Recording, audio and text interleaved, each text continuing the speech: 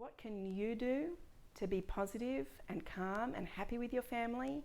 Today I'm sharing 5 self-care tips for parents. I'm Narelle. I'm a children's counsellor, a parenting coach, and together with my husband Richard we have 4 children aged 12 to 17. Parenting is such a long job and we've got to look after ourselves so that we can stick with it and do a good enough job or the best job we can under the circumstances. If you're having a bad day and you're exhausted and there's just nothing left in you to manage, you just need to do what you can to get through. So bad day self-care will look different to the more intentional sort of self-care that's going to look after your future you. So let's first look at how to look after yourself when you're exhausted, how to look after yourself when you're all used up and there's nothing left to give. What can you do then just to get through the next 5 minutes or the next evening? So a list of things that you could do on a day when you're exhausted are having a glass of wine, eating a bunch of chocolate, eating a really easy dinner like takeaway or 2-minute noodles, having a bath, just opting out of all your responsibilities for the day. And another one is just breathing, just shutting your eyes, finding the quietest room in the house and just focusing on your breathing so you can get through the next 5 minutes. So we've got through our bad day, we've survived that, and now we've gotten to a day when we've got a little more energy. Maybe we've got a little more time, maybe we're feeling a little more positive, or maybe we've just gone, okay, today's the day. Today's the day. I'm still exhausted. I still feel awful, but today's the day I'm going to make some positive choices for my future self. I'm going to make choices that future Narelle is going to look back at and go, oh, it's so much better because I made those choices. 5 tips for self-care for parents. Number 1, breathing.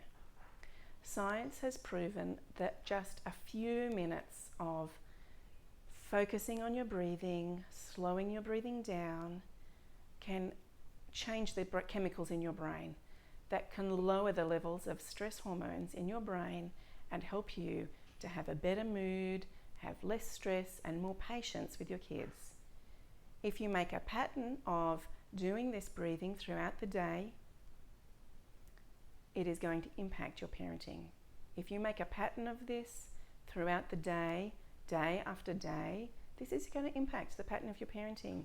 You are going to have less stress, you are going to feel more positive, and you will be more calm to be able to interact positively with your children.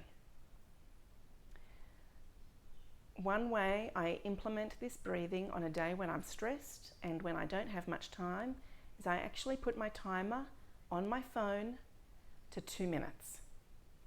2 minutes of focused, slow breathing will actually slow your mood down, lower those stress hormones, and it will help you to be calm and focused for your kids. Tip number 2 for self-care for parents is exercise. Our bodies were designed to move. If you exercise in a way that you enjoy, most days of the week, you are going to have more energy, you will have lower levels of stress, and you'll be fitter so that you'll be able to maintain the level of parenting that you're aiming for over the long term. Again, this is something that we can do regularly, most days of the week, over a long period of time. Exercise is going to help you to be a calm parent. Tip number 3, healthy eating. If we put good fuel into our bodies are going to work well. If we put junk into our bodies, we will have less energy and our mood will be less. I've recently read a study that shows that eating 7 to 8 serves of vegetables or fruit in one day will improve your mood on that day and the next. So imagine if you ate 7 or 8 serves of fruit and vegetables most days, they would impact your mood significantly over all the days. So that's a challenge for you. More fruit and veg. Tip number 4 is to do something creative, to do something that brings you joy. One of my hobbies is knitting and card making. I don't necessarily do them every day, but it is so much fun to have made something with my hands and to be able to show it to people and enjoy wearing it or giving it away to someone. So doing something creative that's for you. Find a little bit of time to do something that you enjoy, whether it's making a YouTube video or baking a cake or gardening. Find a hobby that you like and do that for your mental health. Maybe you'll include the kids with you sometimes, and maybe you'll do it for yourself. Maybe that will be part of your mental health strategy.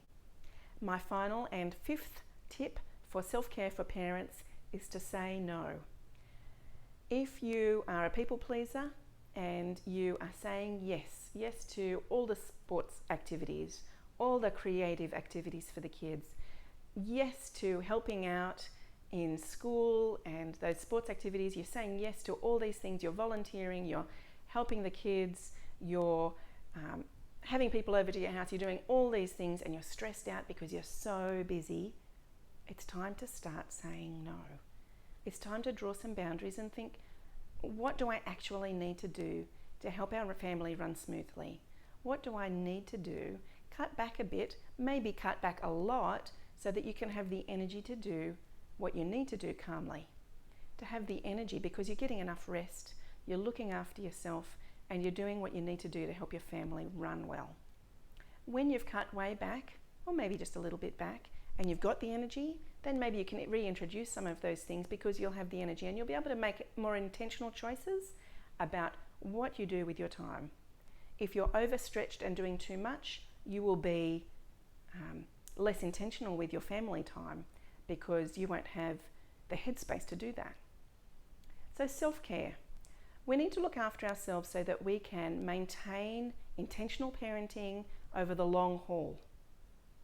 We need to practice self-care so that we can be happy within ourselves most of the time. We need to practice self-care so that we can have lower levels of stress so that we can have the patience to care for our kids.